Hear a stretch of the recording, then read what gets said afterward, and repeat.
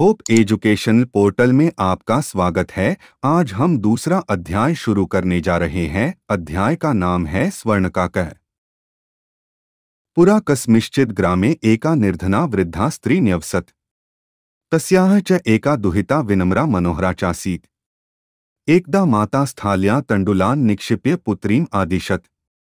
सूर्यात्पे तण्डुलान् खगेभ्यो रक्षा। किंचित कालादंतरम एको विचित्रः काकः समुड्डीय तस्याः समीपम अगच्छत्।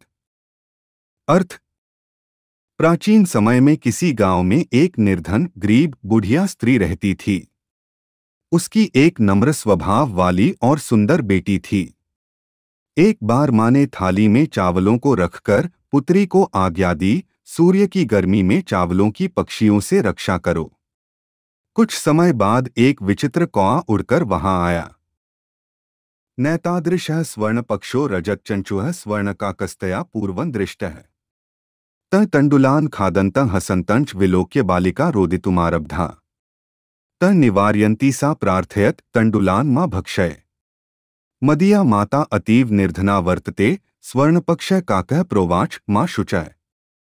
सूर्योदयात् प्राक् ग्रामाभिः पिप्पलवृक्षं नु त्वया आगन्तव्यम्।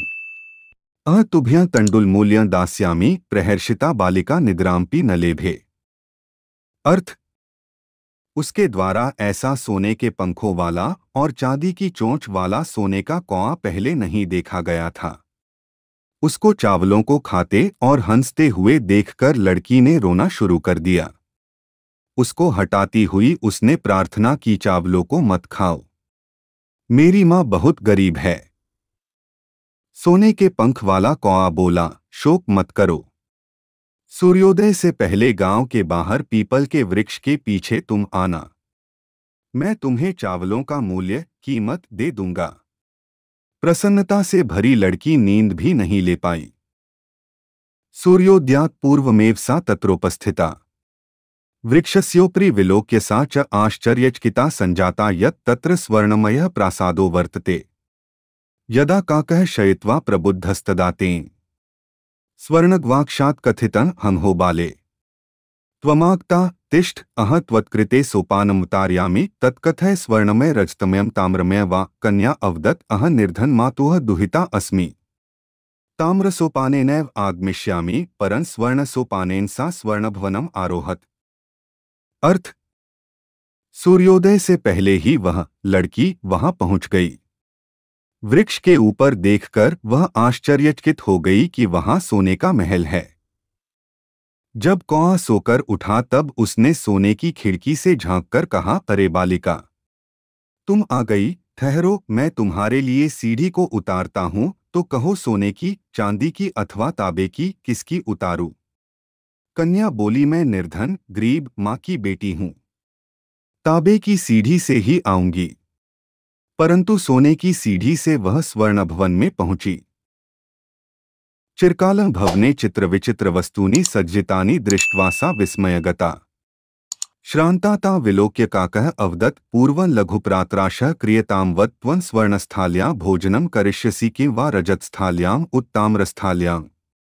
बालिका अवदत्, ताम्रस्थाल्याम् एव अहं निर्धना भोजनं करिष्यामि। तदा सा आश्चर्यचकिता सजाता यदा स्वर्णकाकेन स्वर्णस्थाल्यां भोजनं पर्यवेशितम्। न एतादृशं स्वादु भोजन मध्यावधि बालिका खादितवती। काकोवदत्, बालिके, अहमिच्छामि यत् त्वं सर्वदा अत्रैव तिष्ठ, परं तव माता तु एकाकिनी वर्तते। अतः त्वं शीघ्रमेव स्वगृहं गच्छ। अर्थ: बहुत देर तक भवन में चित्र विचित्र अनोखी वस्तुओं को सजी हुई देखकर वह हैरान रह गई। उसको थकी हुई देखकर कौआ बोला, पहले थोड़ा नाश्ता करो। बोलो, तुम सोने की थाली में भोजन करोगी या चांदी की थाली में या तांबे की थाली में? लड़की बोली, तांबे की थाली में ही मैं गरीब भोजन करूंगी, खाना खाऊंगी। तब वह कन्या और आश्चर्यचकित हो गई जब सोने के कौवे ने सोने की थाली में उसे भोजन परोसा। ऐसा स्वादिष्ट भोजन आज तक उस लड़की ने नहीं खाया था। कौआ बोला, है बालिका, लड़की, मैं चाहता हूं कि तुम हमेशा यहीं रहो, परंतु तुम्हारी माँ अकेली है। तुम जल्दी ही अपने घर को जाओ।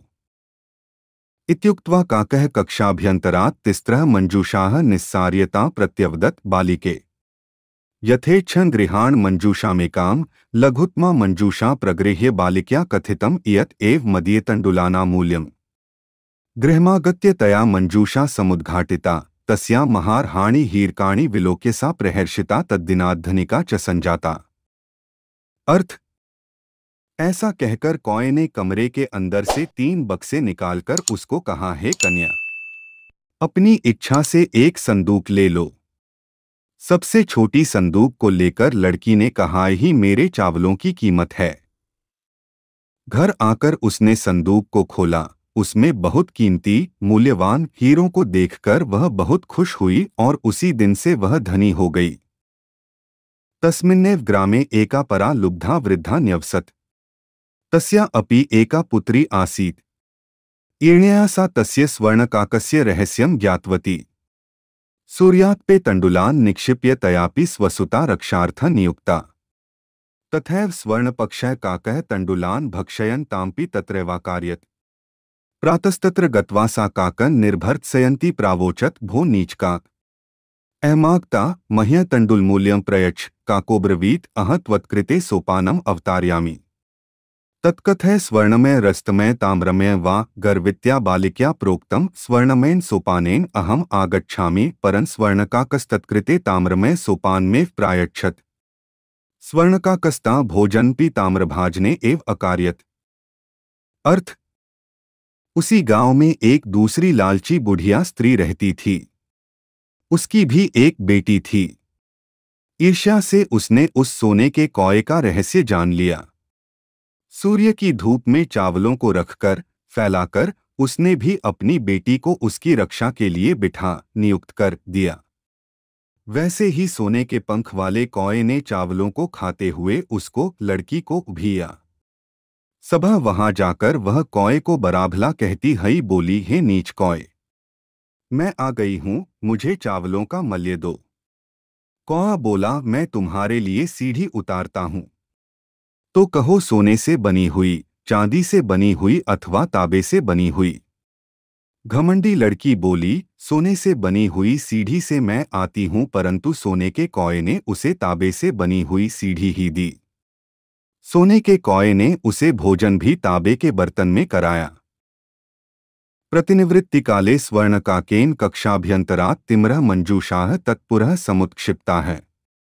लोभाविष्टा सा बृहत्तमा मञ्जूषा गृहीतवती। गृहमागत्य सा तर्षिता यावद् मञ्जूषामुद्घाटयति तावत् तस्या भीषणः कृष्णसर्पो विलोकितः। लुब्धया बालिक्या लोभस्य फलं प्राप्तम्।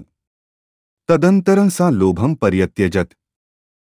अर्थ: वापस होते समय सोने के कौए ने कमरे के अंदर से 3 पेटियां, संदूकें उसके सामने रख दीं। लालची लड़की ने सबसे बड़ी पेटी ले ली। घर आकर व्याकुल वह जब संदूक खोलती है तो उसमें अचानक काला सांप देखा। लालची लड़की ने लालच का फल पाया। उसके बाद उसने लालच छोड़ दी। हमारे चैनल होप एजुकेशन पोर्टल को सब्सक्राइब करें। हमारे नए वीडियो की तत्काल सूचना के लिए घंटी के आइकन पर क्लिक करें।